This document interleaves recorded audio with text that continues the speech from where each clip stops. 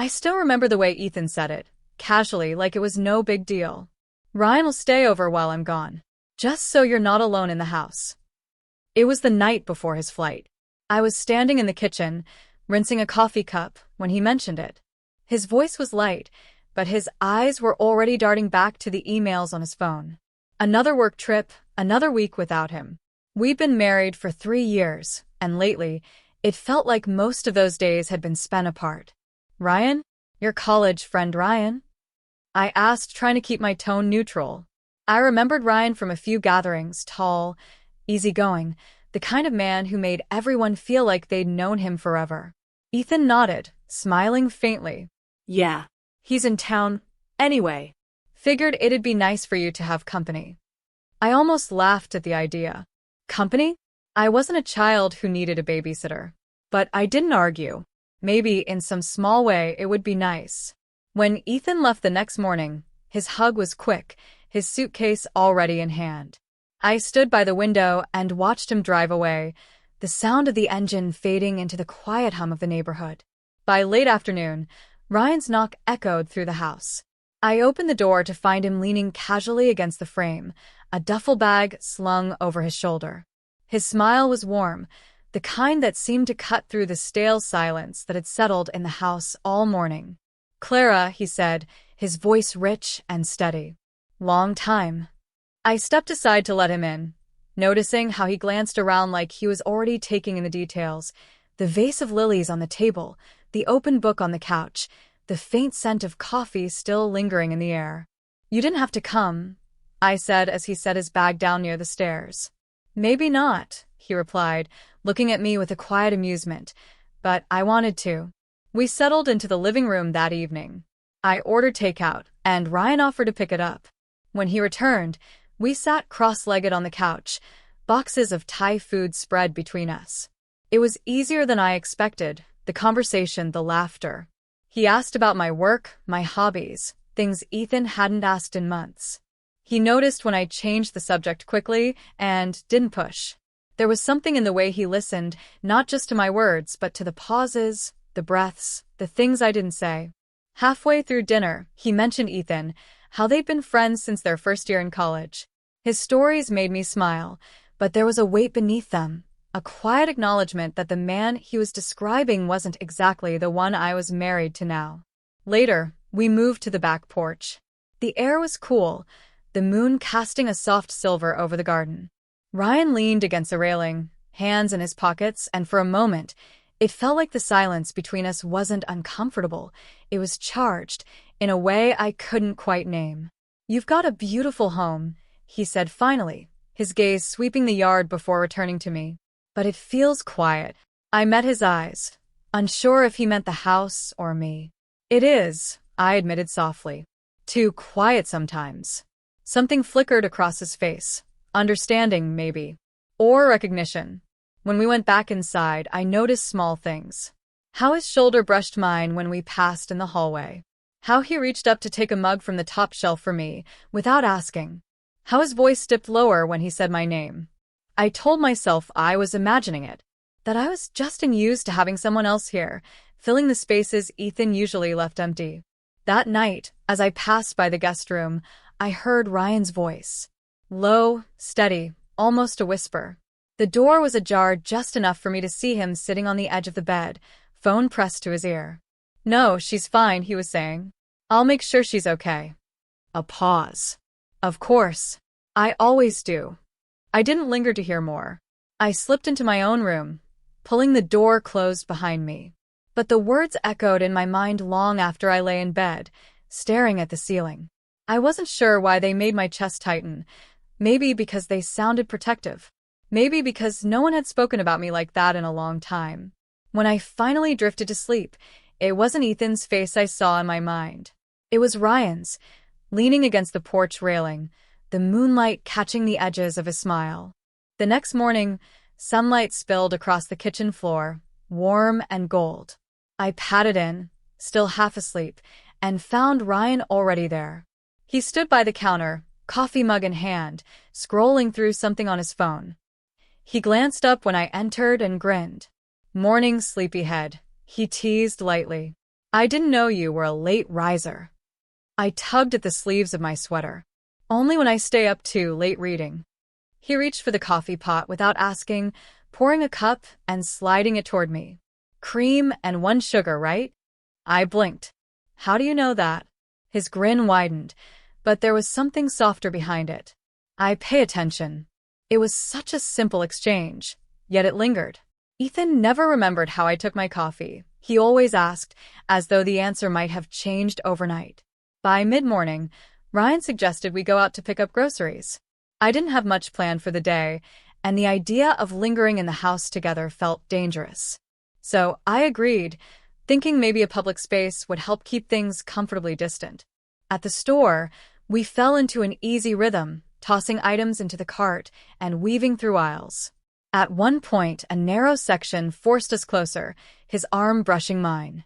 Later, while we stood in line, a crowd pressed in behind us, and his hand settled lightly at the small of my back, a guiding touch, steady and protective. It shouldn't have meant anything, but I felt it all the way up my spine. Back home, the sky darkened with heavy clouds. Ryan carried the bags into the kitchen, joking about the weather. I was putting vegetables away when the power suddenly flickered and went out. Well, he said, lighting a candle from the drawer, looks like it's just you, me, and the storm. We set the candles around the living room, their glow soft and warm against the deepening shadows.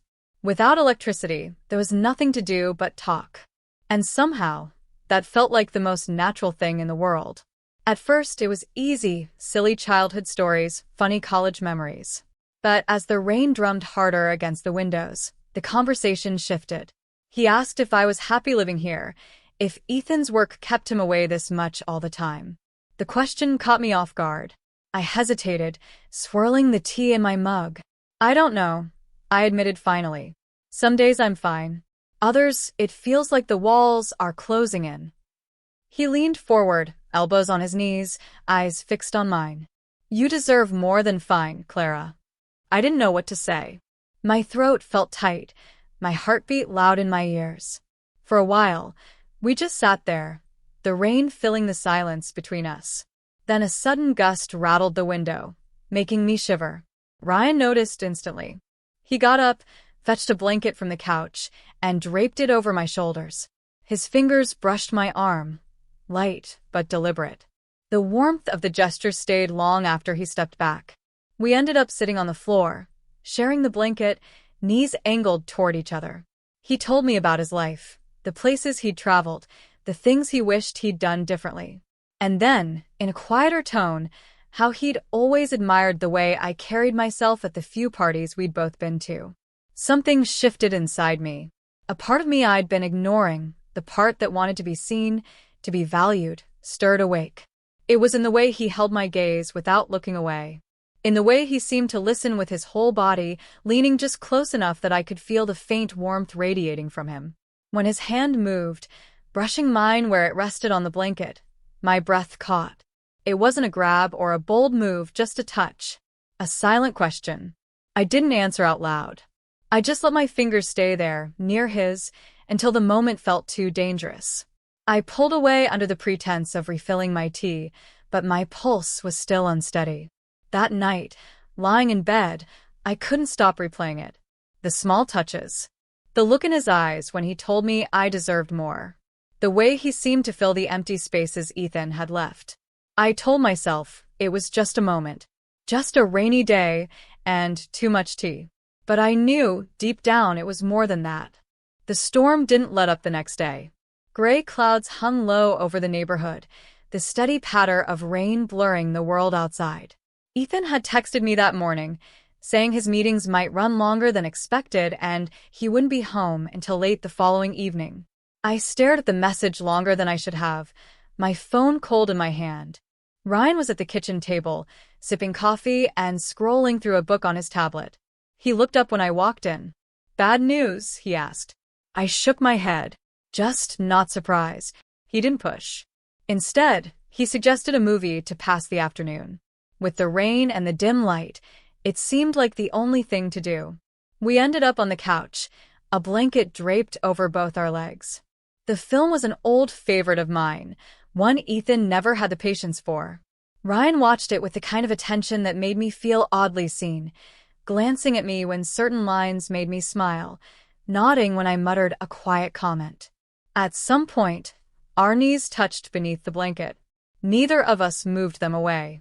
Halfway through, there was a scene that made me laugh harder than I had in months. Ryan smiled at me, and there was something in it, something unguarded, warm, and dangerously close to tender. Before I could look away, his hand shifted, brushing against mine where it rested on the couch cushion. I didn't pull back.